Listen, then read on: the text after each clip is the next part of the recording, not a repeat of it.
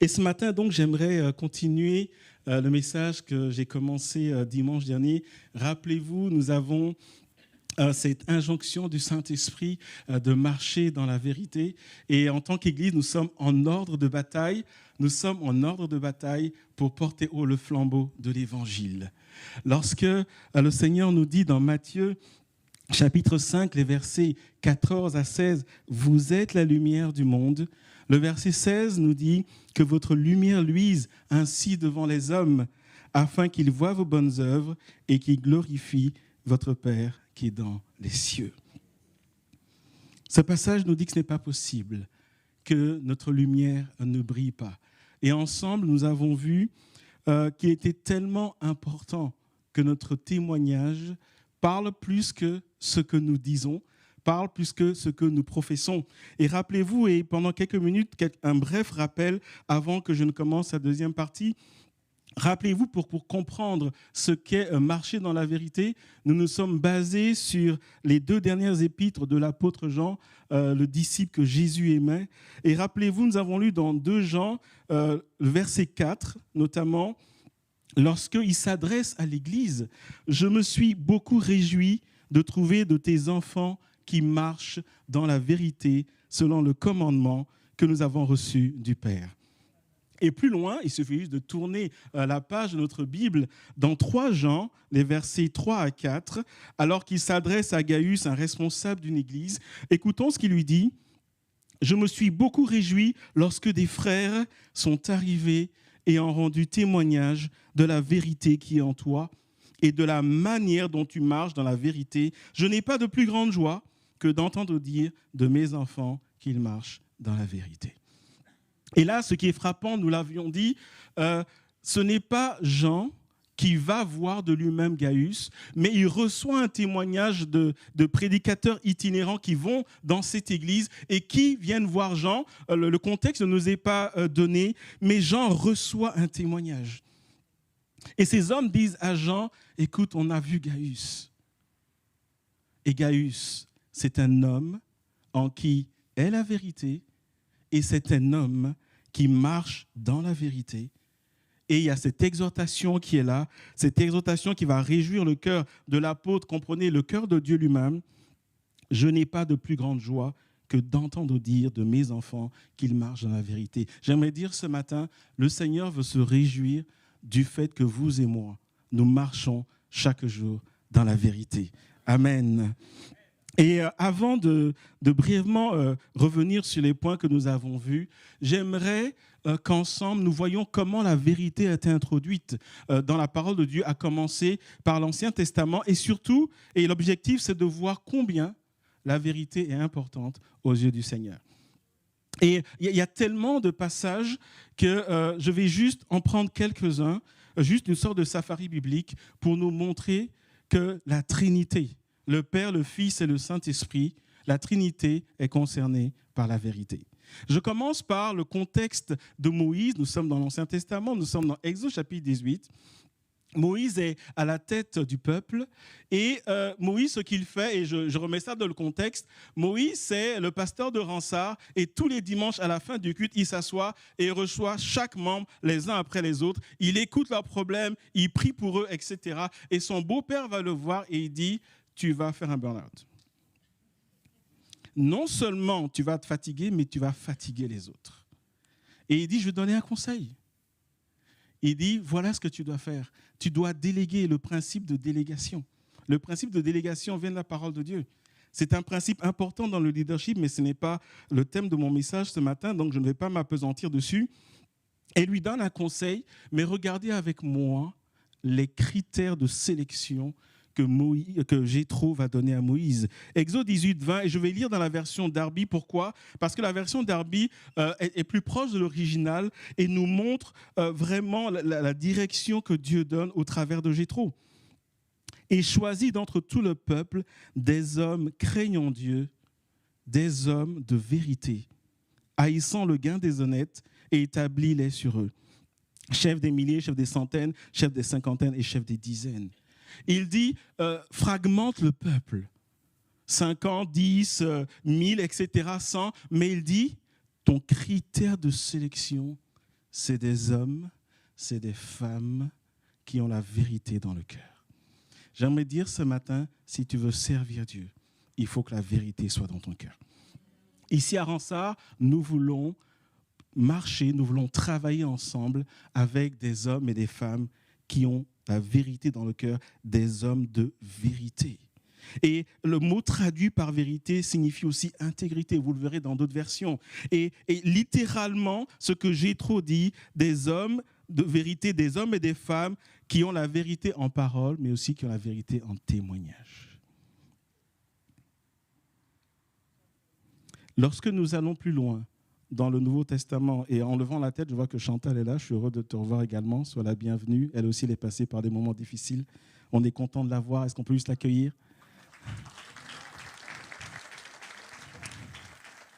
Et lorsque nous allons dans le Nouveau Testament, donc, nous sommes dans Actes chapitre 6, verset 3, et l'Église primitive passe par sa première crise. Il y a un risque de division qui est là.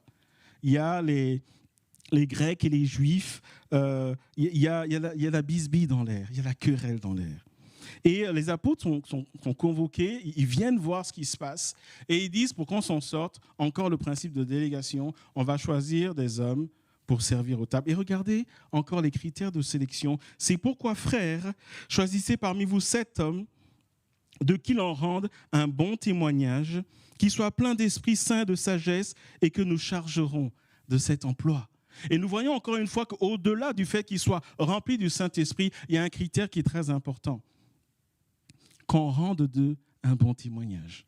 Et nous voyons que ça nous ramène à ce que Jean disait, et nous l'avons lu à Gaius. En fait, littéralement, les apôtres disent, Pierre et les autres disent, les gens qui vont travailler, qui vont servir aux tables pour éteindre un feu, un risque de division. Donc, on ne parle pas juste de 2 personnes qui se querellent. On parle de l'Église primitive, des milliers de personnes qui y a un risque d'implosion. Et le critère de choix, c'est des gens de qui on rend un bon témoignage. Et nous comprenons en lisant Jean que ça veut dire des hommes et des femmes qui marchent dans la vérité. Et ce n'est pas le sujet de ma prédication ce matin, mais parmi ces 7 hommes, il y avait Étienne. Et nous voyons plus tard que Étienne a été utilisé dans une démonstration de puissance. Si tu veux que Dieu t'utilise dans le surnaturel, il faut qu'il y ait la vérité dans ton cœur. Et nous allons encore plus loin, continuer un peu le safari biblique. Nous regardons également à la vie de David, l'homme selon le cœur de Dieu. Je ne sais pas pour vous, mais moi, quand je lis la vie de David, je suis impressionné. David, c'est quelqu'un qui me défie par rapport à sa relation avec Dieu. Au point où, on le sait, Dieu a dit de lui que c'est l'homme selon son cœur. Quand vous lisez les psaumes, qui sont des chants, qui sont des compositions, qui sont des moments d'adoration, on peut voir la proximité qu'il avait. Je ne vais pas vous raconter son histoire, mais Dieu va le prendre de sa maison. Il y a l'onction qui est là. Après, il y a l'épisode de Goliath. Après, il est oint roi. Et à un moment, on dit que la faveur de Dieu était tellement sur lui que tout ce qu'il faisait, Dieu bénissait. Et alors qu'il est au sommet de sa gloire, patatras qui fait n'importe quoi. Commet l'adultère, même quand Dieu il fait tuer le mari de cette femme, Bathsheba, et lorsque Dieu envoie le prophète vers lui, on lui décrit le truc, mais le péché a tellement environné son cœur qu'il ne comprend même pas qu'on parle de lui. Et lorsque le prophète lui dit, mais David, cet homme, c'est toi. Et lorsque David, j'imagine, il est sur ses genoux, il pleure sur son péché, la Bible nous ramène dans le psaume 51 et il fait une prière à Dieu. Nous sommes dans le psaume 51, le verset 8, et il sera affiché à l'écran, mais ce qu'il dit à Dieu, alors qu'il est là, alors qu'il prie, il demande pardon, il réalise la grandeur, la noirceur de son péché, et il dit à Dieu, tu veux que la vérité soit au fond du cœur. La version qui est proche de l'original Darby va dire, littéralement, il faut que la vérité soit dans l'homme intérieur.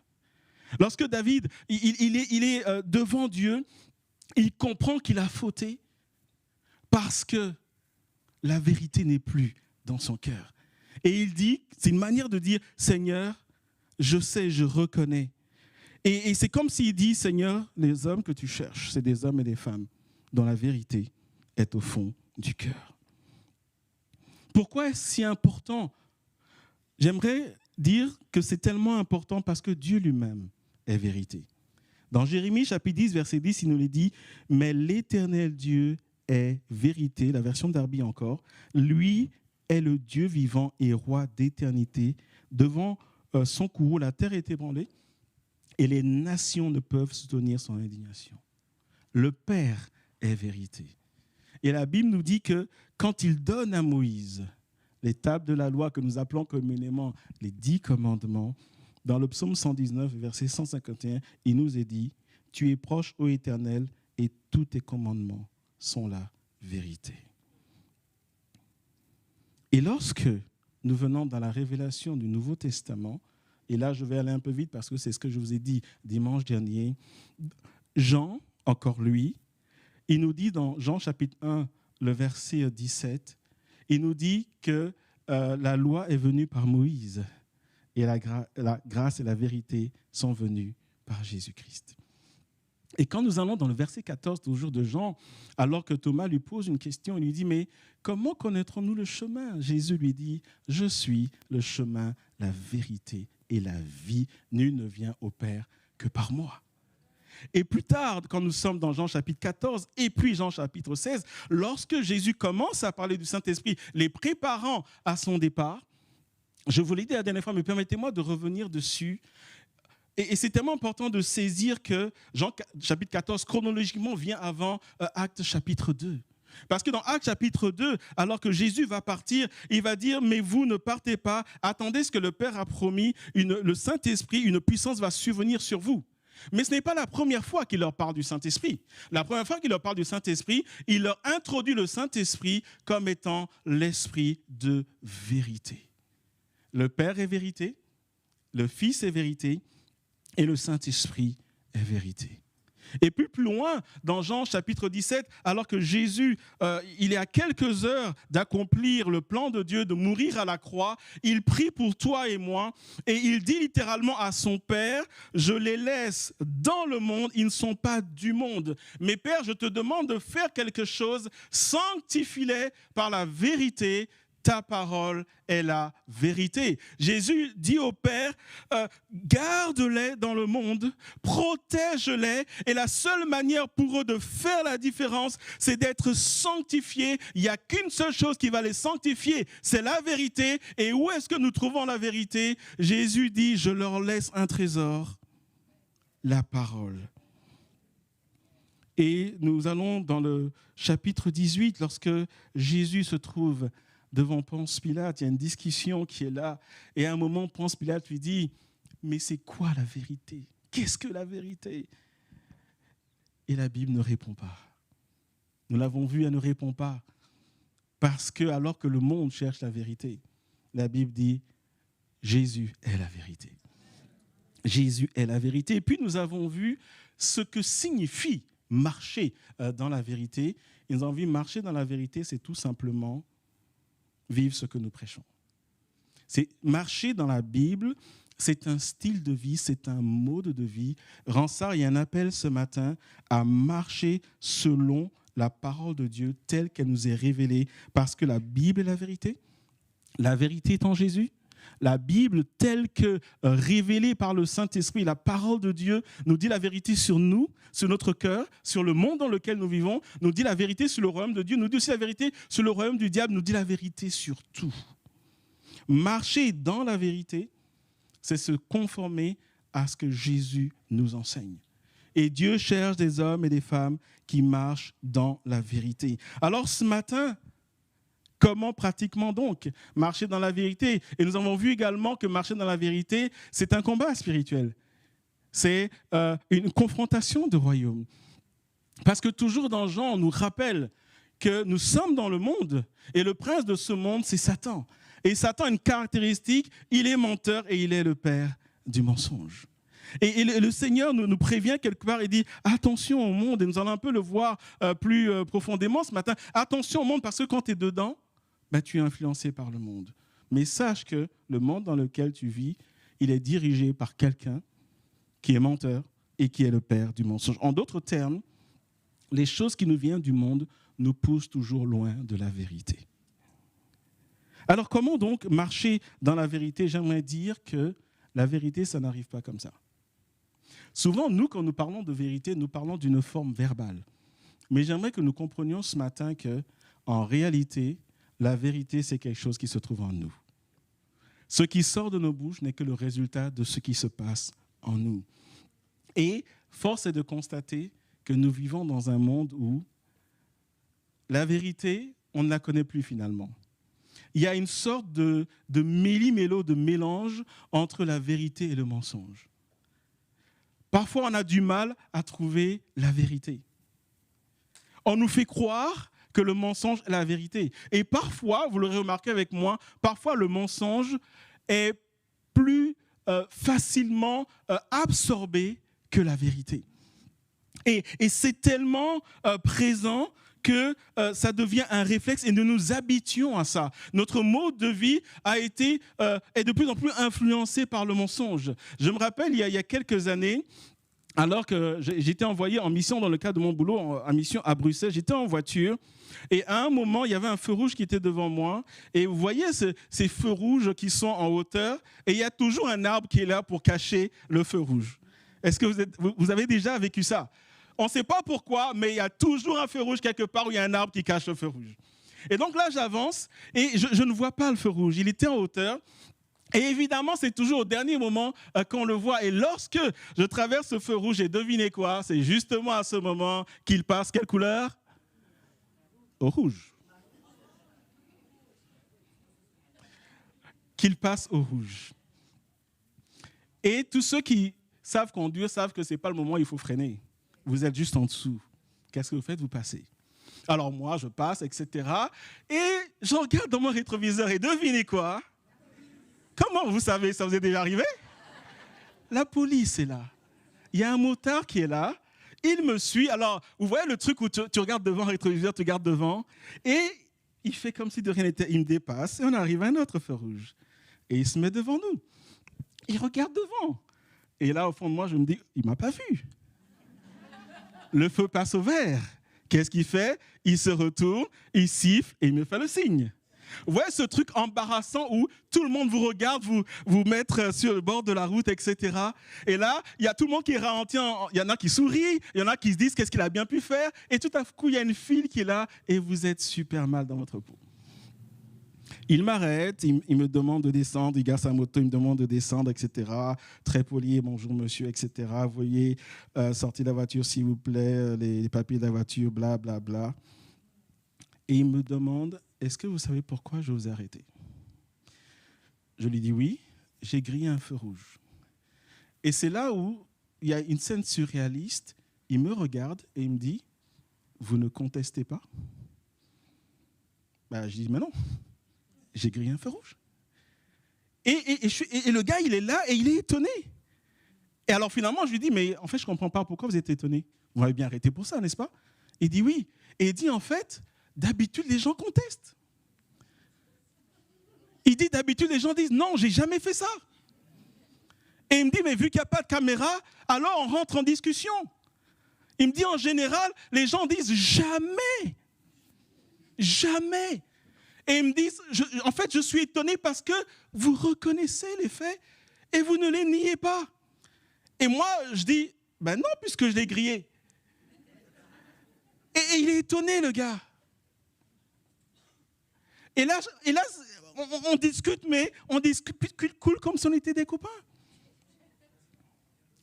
Il a quand même dressé le procès verbal. Mais attendez, l'histoire n'est pas finie. Ça s'est passé il y a 10 ans. D'abord, avant que je n'aille vers la fin, il a dressé le procès verbal, carte d'identité, tac, tac, tac, etc. J'ai perdu 10 minutes là-bas.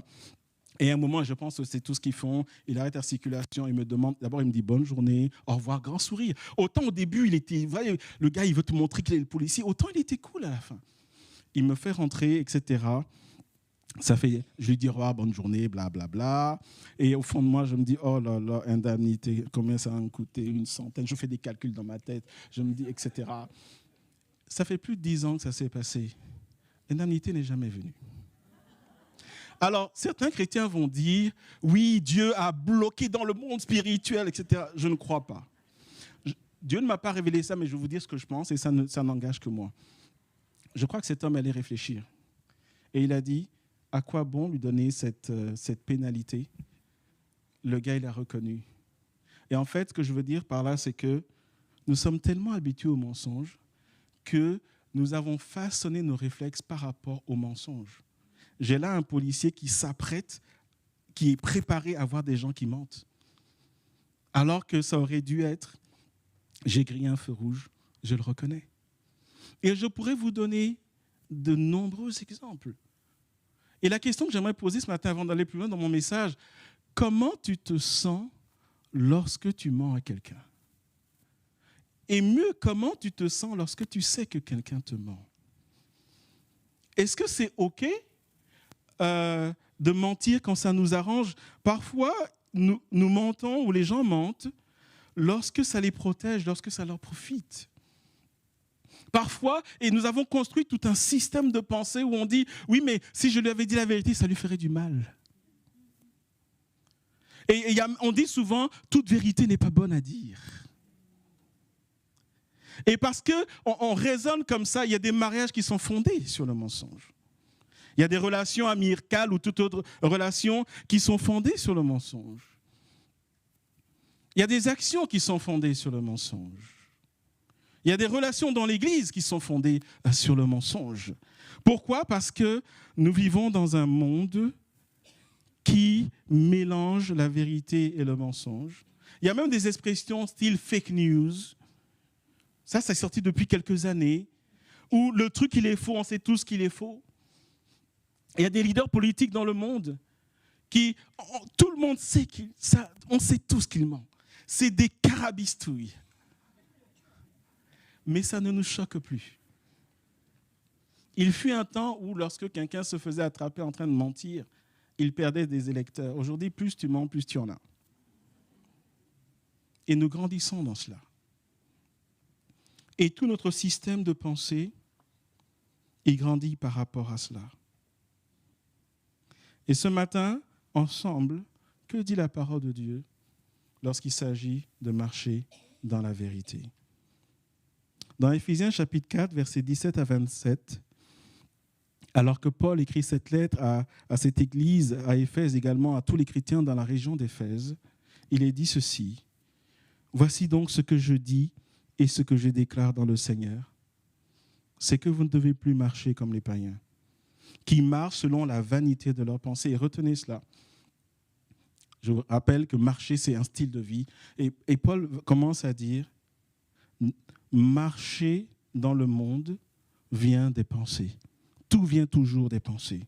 Verset 18, ils ont l'intelligence obscurcie, ils sont étrangers à la vie de Dieu à cause de l'ignorance qui est en eux, à cause de l'endurcissement de leur cœur. Ayant perdu tout sentiment, ils se sont livrés à la dissolution pour commettre toute espèce d'impureté jointe à la cupidité. Mais vous, rensarmez-toi. Mais vous, ce n'est pas ainsi que vous avez appris Christ. Si du moins vous l'avez entendu, et écoutez bien, et si conformément à la vérité qui est en Jésus, c'est en lui que vous avez été instruits à vous dépouiller, eu égard à votre vie passée, du vieil homme qui se corrompt par les convoitises trompeuses, à être renouvelé dans l'esprit de votre intelligence et à revêtir l'homme nouveau, créé selon Dieu dans une justice et une sainteté que produit quoi? La vérité.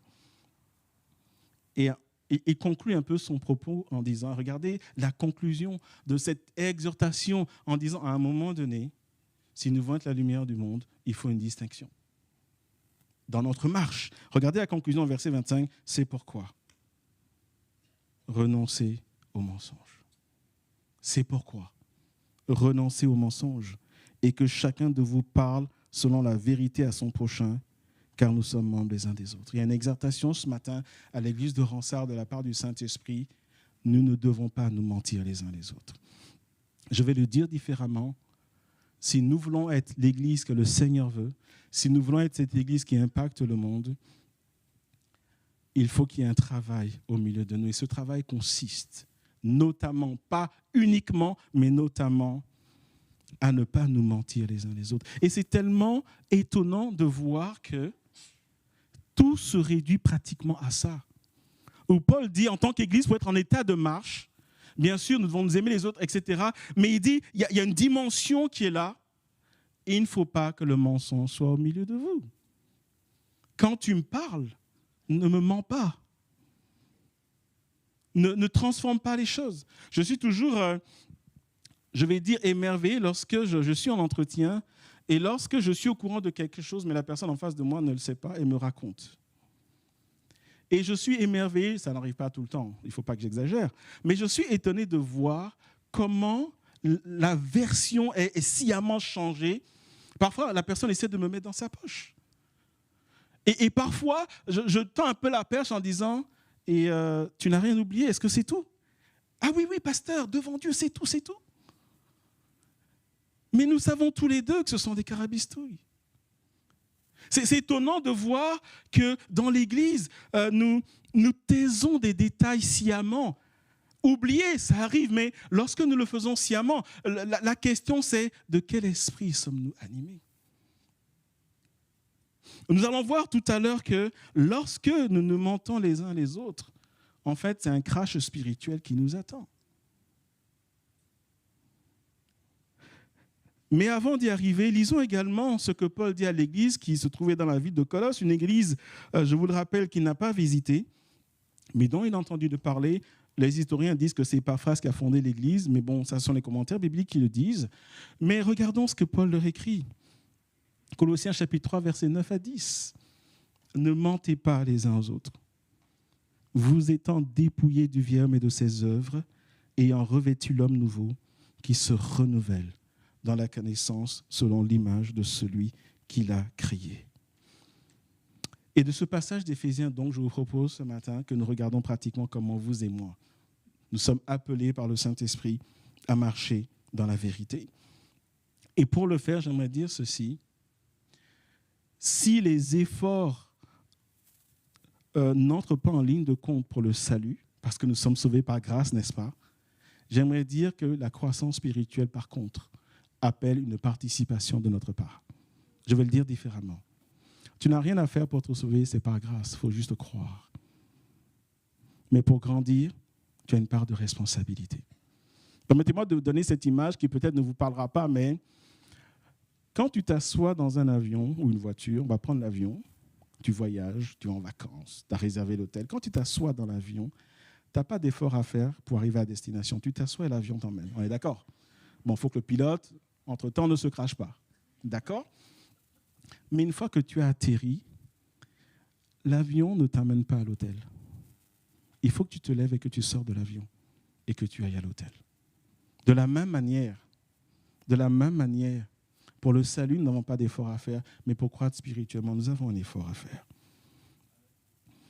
Et lorsque Paul s'adresse à cette église, que ce soit celle d'Éphèse ou de Colosse, nous distinguons 3 points importants. Le premier point, c'est le fait de se dépouiller.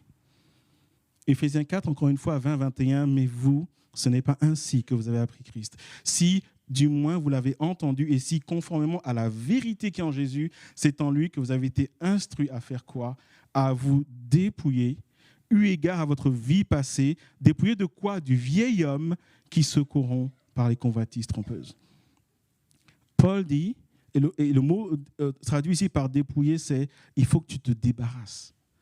Littéralement, il faut que tu le mettes à côté. Il faut que tu le mettes de côté. Il faut que tu le jettes. L'idée, c'est tu as transpiré, tu pues comme un veau et tu dois enlever ton t-shirt parce que ça sent mauvais. Je ne sais pas pour vous, mais bon, ça peut-être c'est pas vrai pour les ados, donc je vais parler des adultes, mais quand tu as sué ton vêtement, etc., normalement, quand tu enlèves le truc, tu le mets dans le panier à linge. Tu ne le mets pas sur ton lit. Est-ce qu'on est d'accord avec ça ou pas? Est-ce qu'on peut dire amen à cela? La Bible dit, ton ancien moi, celui que tu étais avant ta conversion, ne le mets pas sur ton lit. Enlève-le et mets-le dans la corbeille à linge. Tes chaussettes sales, et là j'arrête là parce que je veux que les couples soient en bon terme ce matin. Mais jette. Celui que tu étais avant. J'aimerais dire ceci, pour marcher dans la vérité, il faut que tu renonces à celui que tu étais avant. Et la parole de Dieu explique comment. Et je vais le dire dans des mots très simples, arrête de le nourrir. Arrête de le nourrir. Et il est nourri par quoi? La parole de Dieu nous dit par les convoitises. Arrête de le nourrir parce que si tu continues à le nourrir, tu lui redonnes vie. Chaque fois que tu le nourris, tu lui redonnes vie. Celui que tu étais avant, laisse-le là où il est. Il est passé au travers de la croix de Jésus. Il a été crucifié. Dans 1 Pierre chapitre 2, verset 11, il est dit « Bien-aimés », une exhortation que Pierre nous lance, « Bien-aimés de Ransard, je vous exhorte comme étrangers et voyagez sur la terre. » On voit encore l'idée de « Tu es dans le monde, mais tu n'es pas du monde. Je vous exhorte comme étrangers et voyagez sur la terre à faire quoi? À vous abstenir, à être loin, à arrêter de donner vie à quoi? Aux convoitises charnelles, parce que ces convoitises, elles font quelque chose, elles détruisent ton âme. Elles font la guerre à ton âme. Ça te bouffe de l'intérieur. Ça te détruit. Et ça te fait ressembler à celui que tu ne veux plus être. Et le chemin pour la transformation, ça passe nécessairement par jeter au loin ce t-shirt qui sent mauvais. Et voyez-vous, c'est un travail que vous et moi nous devons faire. Et ce travail ne pourra jamais aboutir tant qu'il n'y aura pas un sentiment de dégoût. Laissez-moi rester sur l'image du t-shirt. Je ne l'avais pas en tête en arrivant, mais je ne sais pas pourquoi je l'ai en tête. C'est un peu comme si tout le monde autour de toi sent l'odeur, mais tu es le seul à ne la pas sentir. Et tu es appelé ce matin à reconnaître que ça sent mauvais. Et à ne pas aimer cela. À jeter cela. Ça me rappelle un prof que j'ai eu à l'université. C'était un prof qui était d'une intelligence, mais le prof avait eu des problèmes psychiatriques, malheureusement. Il était le seul prof qui nous connaissait les noms de chacun d'entre nous. Et j'aimais beaucoup son cours. Il expliquait, mais ce prof, à cause des problèmes qu'il avait, malheureusement, avait un problème. Il mettait tous les jours les mêmes vêtements. Mais quand je dis tous les jours, ça s'étalait sur plusieurs années. Et c'est un prof qui aimait une proximité avec les étudiants. Et je me rappelle, il est en cours et il nous connaissait tous par nos noms. On était en 2e année, je me rappelle, 2e année de mathématiques. Et le gars, il vient et il veut voir comment tu fais l'exercice. Il se met à côté de toi. Et toi, tu as juste envie de vomir, en fait. Mais tu joues le jeu. Et en fait, tu réalises qu'il est le seul qui ne se rende pas compte.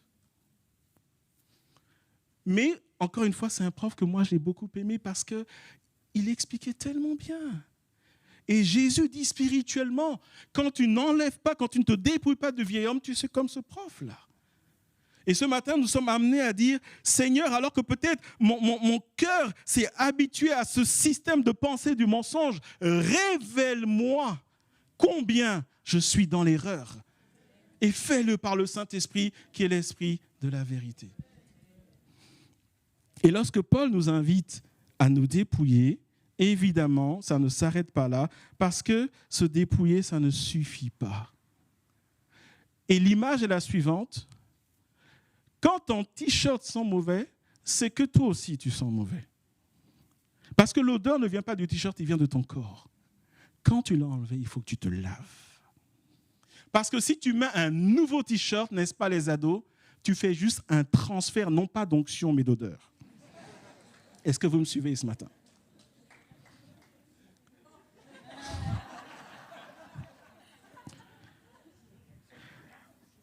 La deuxième étape, être renouvelé dans l'esprit de son intelligence. Éphésiens chapitre 4, verset 3, être renouvelé dans l'esprit de votre intelligence. Et Romains chapitre 12, verset 2, nous en parle un peu plus. Ne vous conformez pas au siècle présent. Littéralement, il y a un avertissement spirituel. Une version très ancienne dit « Attention, chrétiens, le monde est un moule. » Tout le monde sait ce que c'est un moule. Et qu'est-ce que fait un moule? Quand tu mets une pâte dedans, peu importe la matière, ça prend toujours la forme. Et ce verset, dans la pensée pensée de l'auteur telle que communiquée par le Saint-Esprit, c'est le monde peut te faire ressembler à ce que tu ne veux pas et certainement pas t'amener à ressembler à ce que le Seigneur attend de toi. Ne vous conformez donc pas au siècle présent, mais soyez transformés. Il y a une transformation qui est là et cette transformation ne passe que par la pensée. C'est pour ça que nous avons lu tout à l'heure, ne marchez pas comme ceux qui ne connaissaient pas le Seigneur, qui marchaient selon la vanité de leur pensée. J'aimerais te dire ce matin que tant que ta pensée n'a pas été changée par le Saint-Esprit, tu ne pourras pas impacter ta génération. Tu ne pourras pas avoir cette vérité au fond de ton cœur. Soyez donc transformés par le renouvellement de l'intelligence afin que vous discerniez quelle est la volonté de Dieu. Le discernement vient toujours après la transformation. Est-ce que vous me suivez ce matin? Le discernement vient toujours après la transformation. Et le mot traduit en français par renouveler, c'est le mot métamorphoser. Et c'est le mot qui nous parle, dans la pensée, dans la conscience de ce mot, qui parle de la mutation d'une chenille en papillon. Je ne sais pas pour vous, mais moi, quand j'étais petit, on m'a dit qu'une chenille devenait un papillon. J'ai dit, c'est pas vrai. Comment une chenille peut devenir un papillon? Mais ce matin, Ransard, Dieu t'appelle à ne plus être une chenille, mais à devenir un papillon. Tant que tu n'es pas un papillon, tu n'y arriveras pas. Tant qu'il n'y aura pas cette métamorphose, à un moment donné, Dieu ne pourra pas se servir de toi parce que quand Dieu t'amènera là où il y a les ténèbres, il y aura un problème parce que tu ne seras pas une lumière, mais toi aussi tu seras comme les ténèbres.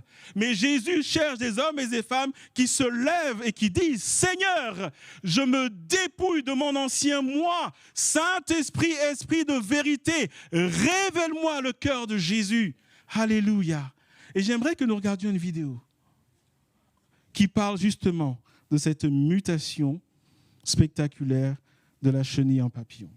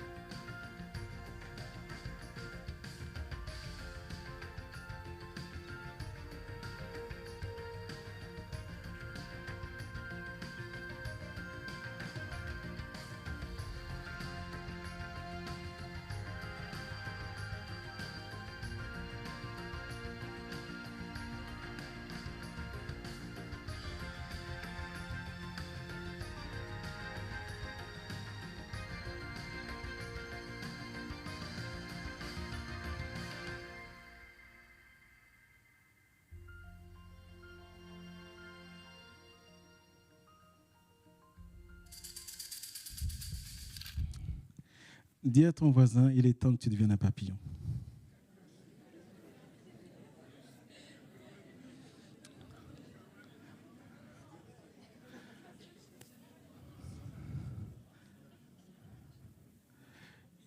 Et c'est étonnant de voir comment Dieu a créé les choses. Cette courte vidéo nous parle de processus. Cette courte vidéo nous montre également qu'une chenille ne vole pas. Je ne sais pas pour vous, mais je n'ai jamais entendu quelqu'un dire « Oh, quelle belle chenille !» Mais on dit souvent « Quel beau papillon !» Et je pense qu'il y a un enseignement spirituel pour nous. Le vieil homme est laid, il est affreux spirituellement. Mais l'homme nouveau parce que transformé par la puissance du Saint-Esprit, est beau aux yeux du Seigneur. Il est beau parce qu'il ressemble à Jésus. Et peut-être un autre enseignement que nous pouvons tirer ce matin, un papillon, ça vole. Nous sommes appelés à laisser le Saint-Esprit nous propulser sur des terrains où le Seigneur va apporter sa lumière. Mais pour y arriver, nous avons besoin de devenir des papillons. Encore un enseignement, nous avons vu que cette métamorphose a lieu de l'intérieur vers l'extérieur. Dieu travaille toujours à l'intérieur. C'est pour ça que le Saint-Esprit, il est en nous. Et c'est pour ça que David a dit, tu veux que la vérité soit au fond du cœur. Quand Dieu dirige tes pensées, tu changes de l'intérieur. Et nous devenons beaux et belles afin de nous envoler vers les sommets. Le Proverbe, chapitre 23, le verset 7, la première partie dit « Car il est comme les pensées de son âme. Ce que nous disons vient de nous. Nous sommes ce que nous pensons, ou ce que nous pensons détermine ce que nous sommes. Mais celui qui opère ce renouvellement, ce changement de mentalité, l'agent que Dieu utilise, c'est le Saint-Esprit et il le fait par le moyen de la parole de Dieu. J'aimerais vous donner un exemple avant d'aller au dernier point de ce message. Un exemple de la parole de Dieu. Nous sommes dans Actes, je vous donne le contexte, nous sommes dans Actes chapitre 10. La Pentecôte est loin derrière. Et Pierre se trouve dans une ville qu'on appelle Jopé. Et la Bible nous parle d'un homme, un Romain, un centurion, donc un homme qui commande une garnison d'une centaine d'hommes qui s'appelle Corneille. Et la Bible nous dit que cet homme craignait Dieu et il priait. Et Dieu lui envoie un ange. Et Dieu lui dit, au travers de l'ange, que ses prières ont été entendues. Dieu a reçu ses aumônes. Et l'ange lui dit, il y a un homme qui est à Jopé, va envoyer le chercher. Et cet homme, c'était Pierre. Et Pierre, à ce moment-là, il monte à l'étage et il prie et il a une vision. Le Saint-Esprit lui parle. Et il a une vision où il voit des animaux que les Juifs considèrent impurs, quadrupèdes, reptiles, etc.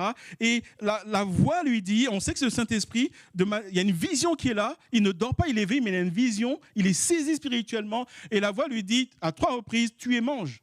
Mais à chaque fois qu'on lui dit, le gars il dit, non, jamais, jamais. Moi, je suis juif. Et non, jamais. La loi de Moïse dit jamais. Si tu fais ça, tu deviens impur. Et à 3 reprises. Et la vision finit. Et il ne comprend pas. Et puis ces hommes arrivent et lui disent, Corneille te fait venir chercher, etc. Et le lendemain, ils prennent la route et on nous dit qu'il y a 3 jours qui passent. Et quand ils arrivent, alors salutations, etc. Et Corneille prend la parole. Et Pierre prend la parole. Dans Actes chapitre 10, verset 28, il dit ceci. « Vous savez, leur dit-il, qu'il est défendu à un juif de se lier avec un étranger ou de rentrer chez lui. » Et sa deuxième partie qui est importante. Pierre dit, ça ne se fait pas. Il y a des règles, du point de vue de la culture de la traduction, c'est non. Et c'est frappant de voir que Pierre, le même Pierre de Acte 2, rempli du Saint-Esprit, qui prêche, 3000 convertis, qui va être le premier pasteur, le premier leader de l'Église primitive, il connaît la voix du Saint-Esprit. Le Saint-Esprit dit, tu es mange, il dit, jamais non. C'est quoi le problème? C'est quoi le problème à ce moment-là? Pierre a un problème dans sa mentalité. Pour lui, ça doit être comme ça. Le Saint-Esprit dit comme ça, il dit non, c'est comme ça. Mais on nous dit qu'il a voyagé pendant 3 jours de Jopé à Césarée. Et regardez ce qu'il dit. Il va rendre compte de quelque chose qu'il a vécu, que la Bible ne va pas décrire, mais il le dit lui-même. Mais Dieu m'a appris, mais Dieu m'a montré, mais Dieu m'a révélé, mais Dieu m'a amené à voir, à ne regarder aucun homme comme souillé et impur. En d'autres termes, Pierre dit, au départ, j'ai dit non, ça c'est ma vérité, c'est ma culture, c'est ma tradition, mais entre-temps, de Jopé à Césarée, le Saint-Esprit m'a amené dans la vérité du royaume de Dieu. Est-ce que vous me suivez ce matin? Il n'y a que le Saint-Esprit qui peut le faire. Il n'y a que le Saint-Esprit qui peut le faire. Et regardons ensemble, lorsque, au lieu que je dise, mon éducation c'est comme ça, moi c'est comme ça que je fonctionne, Oui, mais chez moi, ça, on ne dit pas. Non, tu ne peux pas dire cette vérité-là. Oui, mais, etc. Au lieu de dire ça, et lorsque nous acceptons d'aller dans ce que Dieu nous dit, regardons le résultat, Actes 10, 44 à 46. Comme Pierre prononçait encore ces mots, le Saint-Esprit descendit sur tous ceux qui écoutaient la parole. Tous les fidèles circoncis qui étaient venus avec Pierre furent étonnés de ce que le don du Saint-Esprit était aussi répandu sur les païens, car ils les entendaient parler en langue et glorifier Dieu. J'aimerais dire ce matin, chaque fois que nous laissons le Saint-Esprit transformer notre mentalité et nous emmener dans la vérité du royaume de Dieu, il y a un relâchement de puissance et nous entrons dans le supernaturel. Surnaturel. Est-ce que vous me suivez ce matin? Le Saint-Esprit n'est descendu que quand Pierre a dit « Seigneur, j'ouvre mon cœur à ta vérité ». Et nous sommes appelés à laisser le Seigneur nous transformer à son image. Et pour rester sur l'image que je donne, quand tu as viré le t-shirt, prends un bon bain. Et maintenant, mets un nouveau t-shirt. Revêtir l'homme nouveau. Éphésiens chapitre 4, verset 24. Et à revêtir l'homme nouveau, créé selon Dieu, dans une justice et une sainteté que produit quoi? La vérité. Une manière de le dire, quand tu connais la vérité du royaume de Dieu, c'est bien, mais mets-la en pratique. Je me rappelle de ce frère qui a été licencié, qui se trouve au chômage, et donc chômage, forum, etc. Et vous connaissez, peut-être que vous êtes dans la situation, et nous prions évidemment pour vous. Vous connaissez la situation du forum où tu dois justifier que tu cherches un emploi, etc. Vous connaissez ça? Tu dois justifier, etc. Et les règles sont de plus en plus dures. Et en fait, lui, il ne cherchait rien. Et il a été convoqué. Et il a fait dire à son contact au forum qu'il était malade, alors qu'il était en bonne santé. Et le gars m'appelle. Et il me dit, non, moi je dis que je suis malade, j'y vais pas, etc. Et je lui ai dit, quelle est notre identité? Quelle est notre identité? Est-ce que tu es malade? Il dit non. Alors je dis, tu ne peux pas déclarer que tu es malade si tu n'es pas malade. Nous ne pouvons pas vivre comme les gens du monde alors que nous nous réclamons de Christ. Et je lui dis au téléphone, retourne, appelle le gars, dis-lui que tu lui as menti et va au rendez-vous. Et il me dit, mais ça ne va pas. Et il dit, mais que va-t-il advenir de ma réputation? Et je lui dis, tu devrais plutôt te soucier de ton âme. Et je remercie le Seigneur parce que, d'abord au téléphone, il m'a fait comprendre que c'était hors de question. En fait, il essaie de me dire, tu ne comprends pas les conséquences qui sont devant moi. Et je lui dis, je me dois de te dire la vérité de la parole de Dieu. Parce que moi-même, c'est ce que je fais tous les jours, même quand je dois en payer le prix. C'est ce que le Seigneur m'a enseigné. Et après, il me rappelle et il me dit, ce que tu as dit m'a bouleversé. Et j'ai garé la voiture sur, comment on appelle ça? Le bord d'autoroute, comment on appelle ça? La bande d'arrêt d'urgence, merci. Il se gare et il dit, il prend le temps de s'asseoir. Enfin, il était assis dans la voiture. Il prend le temps et il a dit, en fait, est-ce qu'il veut être un bon chrétien ou pas? Et il a décidé d'obéir au Seigneur. Il me dit après, j'ai pris mon téléphone, j'ai appelé le gars et j'ai dit, finalement, je viens. Il n'a pas osé lui dire au téléphone. Et en fait, il m'a appelé plusieurs heures après et il se pointe devant le gars et le gars dit oui. Et il dit au gars, je suis venu vous dire que je me suis moqué de vous, je vous ai menti. Et il me dit, le gars l'a regardé, du style, c'est qui se fout? Parce que le gars est habitué à ce qu'on le balade. Et le frère s'attendait à une sanction. Et il me dit, le gars lui dit, l'agent du forum lui dit, pour cette fois-ci, ça passe. Mais la prochaine fois, arrêtez de faire ça.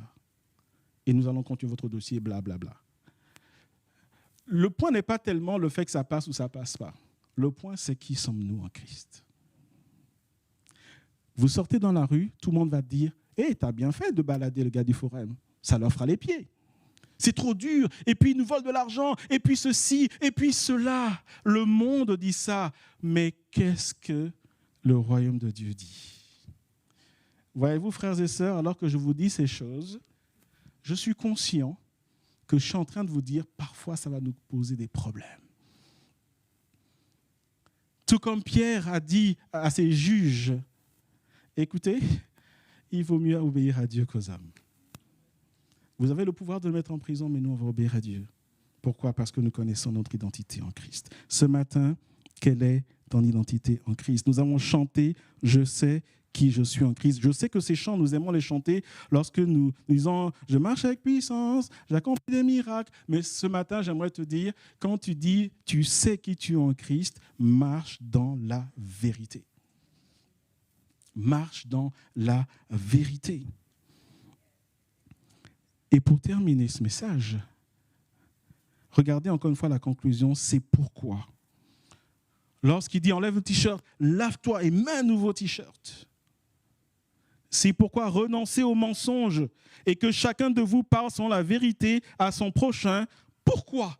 Pourquoi nous ne pourrons jamais réussir si nous ne disons pas la vérité ? Parce que nous sommes membres les uns des autres.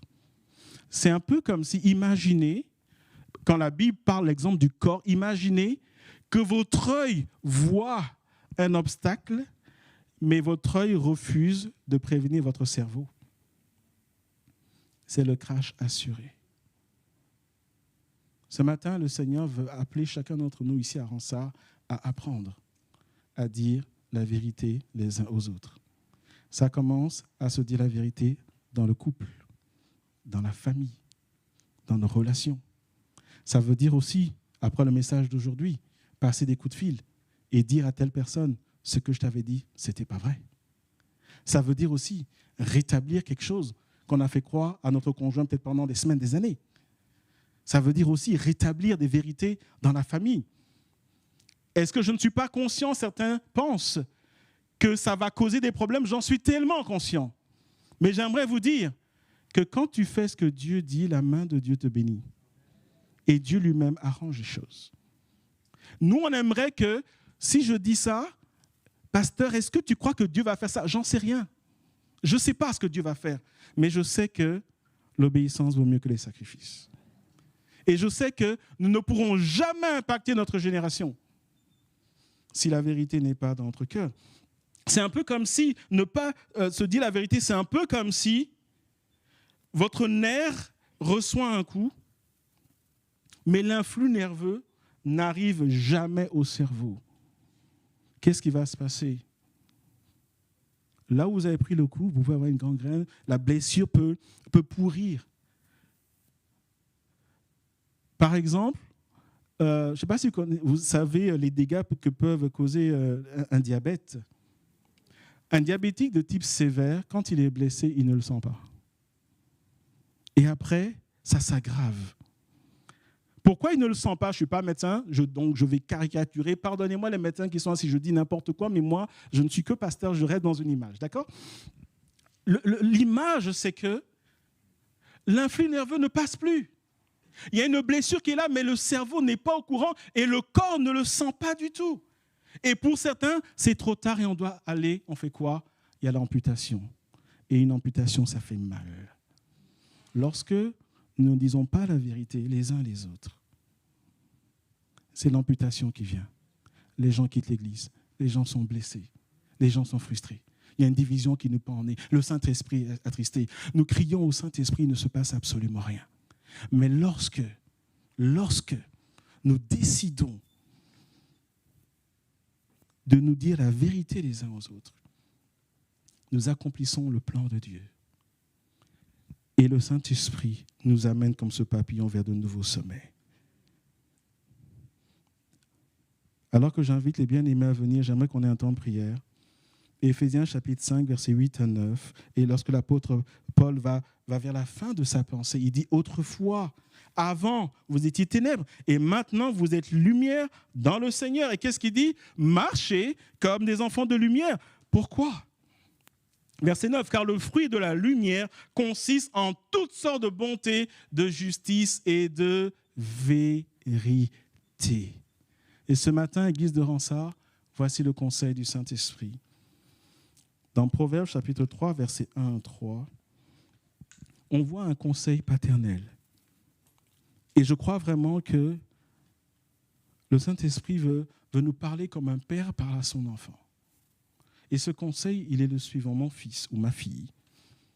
N'oublie pas mes enseignements et que ton cœur garde mes préceptes, ou mes commandements, ma parole, car ils prolongeront les jours et les années de ta vie, et ils augmenteront ta paix, que la bonté, que la fidélité ne t'abandonnent pas. Lis-les à ton cou, écris-les sur les tables de ton cœur. Le mot traduit en français par fidélité, la racine de ce mot, c'est la vérité. L'idée, c'est lis-les à ton cou, mais et le cou, en fait, il est extérieur. Si tu portes un collier, mets-le là. Mais ça ne suffit pas. Il faut que ça aille à l'intérieur. Écris-les sur les tables de ton cœur. Rends ça, le Saint-Esprit te dit ce matin, inscris la vérité de la parole de Dieu dans ton cœur. Tout comme David a dit, Dieu, tu veux que la vérité soit au fond du cœur. Tu veux qu'en ça, la vérité soit au fond du cœur. Église, j'aimerais ce matin que nous nous levions ensemble et que nous prions. Et ce matin, nous allons faire une prière. Et nous allons prendre quelques minutes. On ne va pas juste faire la prière, amen, et s'asseoir. On va faire une prière de combat spirituel. Et voilà la prière que nous allons faire. Nous allons dire, Seigneur, ici à Ransard, renverse les murs de mensonges. Renverse les forteresses de mensonges. Renverse les choses qui ne sont pas dans la vérité. Nous allons dire, Seigneur, par le Saint-Esprit, opère une percée dans le monde spirituel. Opère une percée spirituelle. Seigneur, amène-nous. Viens saisir nos cœurs. Si au milieu de nous, certains sont tellement rentrés dans un système qui ne sont plus sensibles aux mensonges, nous voulons que le Saint-Esprit descende à partir d'aujourd'hui et que nous soyons saisis, que nous tombions sur nos genoux et que nous disons comme David, Seigneur, j'ai péché contre toi. Tu veux que la vérité soit au fond du cœur. Nous voulons prier ce matin. L'église que le Seigneur veut bâtir ici à Ransard, l'église qu'il veut mettre en ordre de bataille pour être la lumière du monde, c'est une église qui dit, Seigneur, nous voulons nous dire la vérité les uns aux autres. Nous voulons que la vérité soit le fond du cœur et nous avons compris ce matin, nous avons compris depuis dimanche dernier que c'est une œuvre du Saint-Esprit et ce matin, nous voulons que ces forteresses spirituelles soient renversées au nom de Jésus. Au travers de ce chant, nous allons mettre dans ces proclamations et tout au long de ce chant et après, on va rentrer dans le combat spirituel. Est-ce que l'église est là ce matin? Est-ce que l'église est là ce matin? Ce matin, nous voulons par le Saint-Esprit bâtir quelque chose qui va nous amener dans les jours, les semaines, les mois à venir. Nous voulons prier afin que la vérité soit au fond du cœur, que nous nous apprenions à être vrais, que nous soyons réellement des frères les uns les autres. Plus de demi-vérité, plus de mensonges, plus de fausses déclarations. Si tu es là ce matin et tu fais de fausses déclarations au fixe, etc., Dieu t'appelle à te repentir. Dieu t'appelle à rentrer dans la vérité. Au nom de Jésus, alléluia. Alléluia, les forteresses tomberont au nom de Jésus. Alléluia. Alléluia. Et je prends plaisir à savoir que tu cours des vainqueurs, mon secours et mon défense, mon ami et mon sauveur. Par ta grâce je vis, j'existe pour t'adorer. Quand j'entends louer ta grandeur, devant toi je me prosterne. Et la peur se tait devant toi, tu es couronné vainqueur. que ta gloire inonde Ce lieu et que ta puissance déborde. Par ta grâce je vis, j'existe pour t'adorer.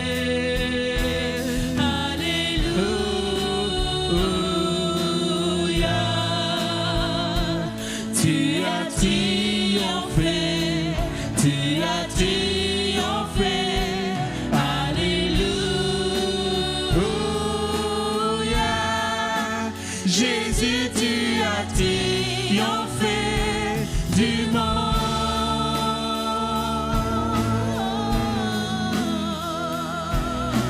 Alléluia, alléluia. Sans relâche, Tu intercèdes, les perdus sont retrouvés. tu ne seras jamais vaincu. Tu es couronné vainqueur. Oh Jésus, tu es le Messie, L'espérance du monde entier.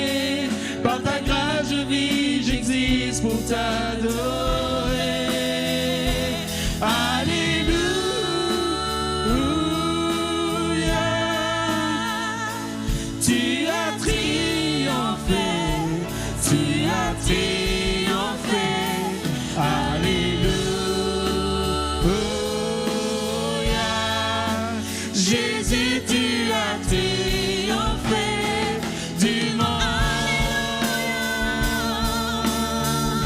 Alléluia, alléluia, alléluia.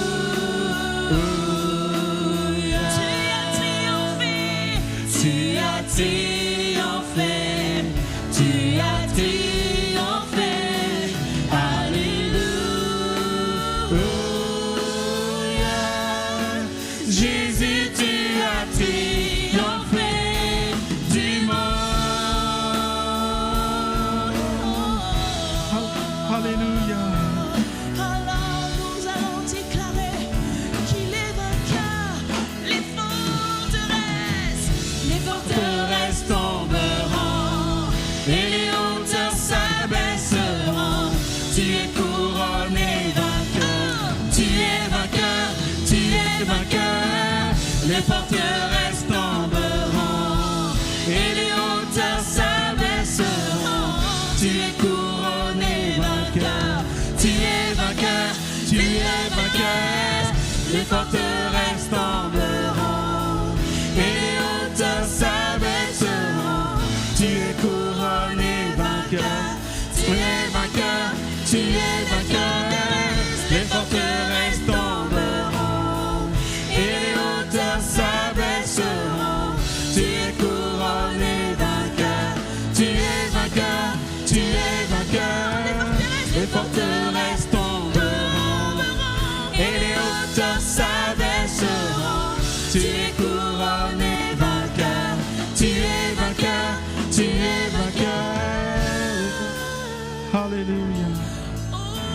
Nous renversons les forteresses de mensonges au nom de Jésus. Alléluia. À la croix, ton œuvre accomplie, ton corps enseveli. La mort n'a pu te retenir. Tu es couronné vainqueur.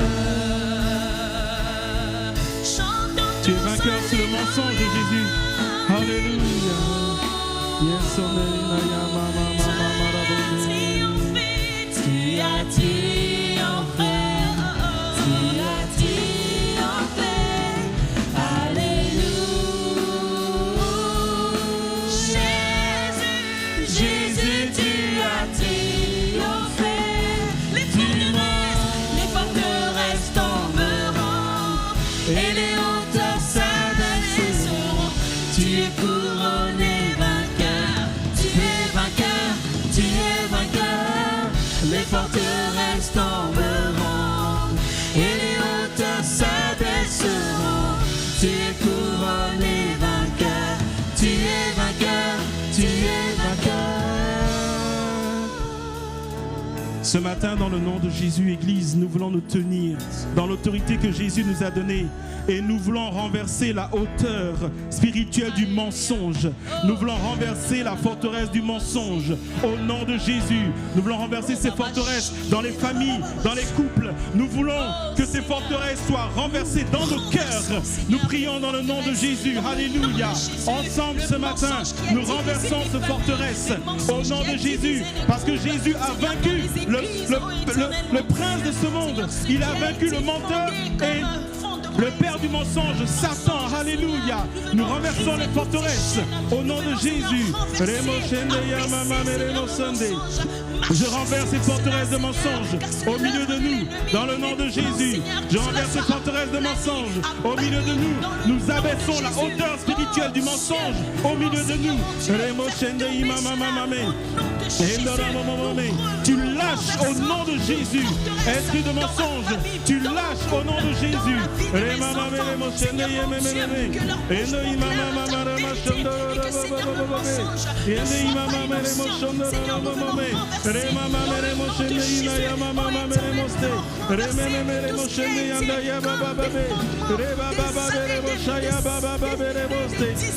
Mekolo broko imama mame, rima mame remo shondo yomo momo momo moste, riba bale remo shende yando yama mama maramo. Au nom de Jésus, nous abaissons la hauteur du mensonge. Nous renversons la forteresse du mensonge. Au nom de Jésus.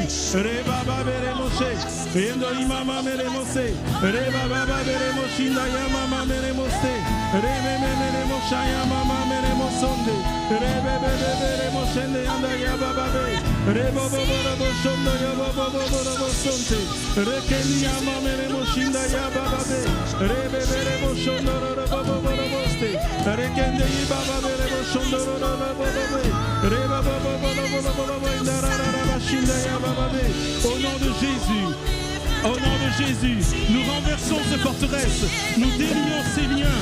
Au nom de Jésus, au nom de Jésus, au nom de Jésus,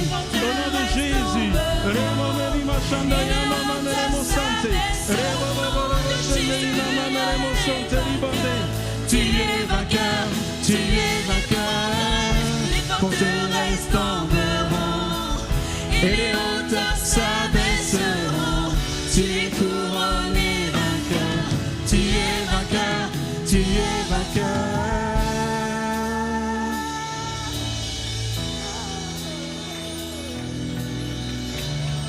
Alléluia. Alléluia. Alléluia.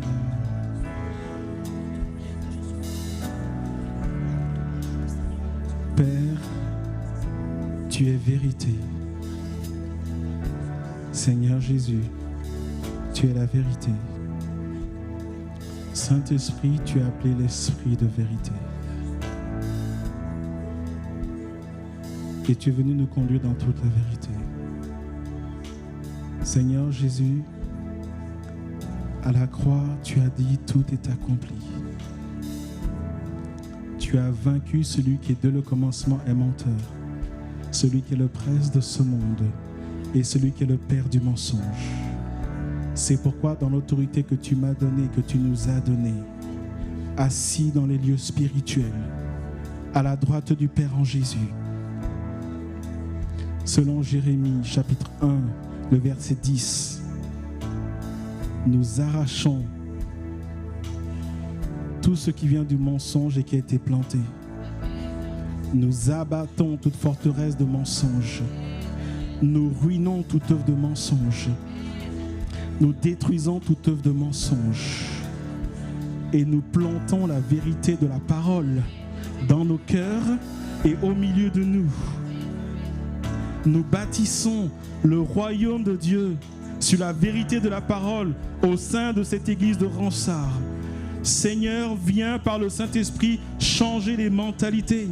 Nous avons grandi dans ce monde où la vérité passe en second et nous nous attendons même naturellement à ne pas être vrai. Mais je prie dans le nom de Jésus, alors que tu nous emmènes dans cette vérité spirituelle, Père, par le Saint-Esprit, à partir d'aujourd'hui, de ce 1er septembre 2024, viens bâtir la fondation de la vérité dans les cœurs, dans les mariages, dans les familles, au milieu de nous, afin Seigneur, que nous puissions nous dire la vérité les uns les autres. Saint-Esprit, Esprit de vérité, viens nous convaincre en ce qui concerne le péché, la justice et le jugement. Chaque fois que nous ne sommes pas dans la vérité, au nom de Jésus, nous renversons la forteresse, au nom de Jésus, et nous bâtissons l'œuvre de Dieu, le royaume de Dieu, afin que nous soyons des enfants de lumière, que nous renoncions au mensonge et que nous soyons dans la vérité. Et Seigneur, donne-nous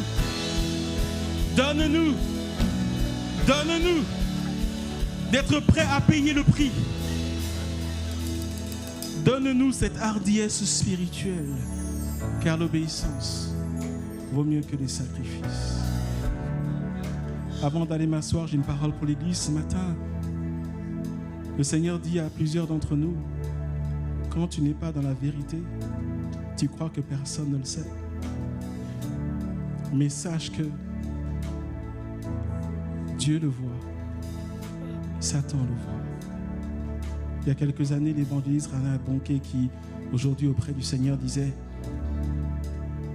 Quand quelqu'un va dérober quelque chose dans une maison, il regarde à droite, à gauche, devant, derrière, et il se dit, je suis en sécurité. Il a donné cette image, il a dit, mais ce qu'il a oublié, c'est de regarder en haut.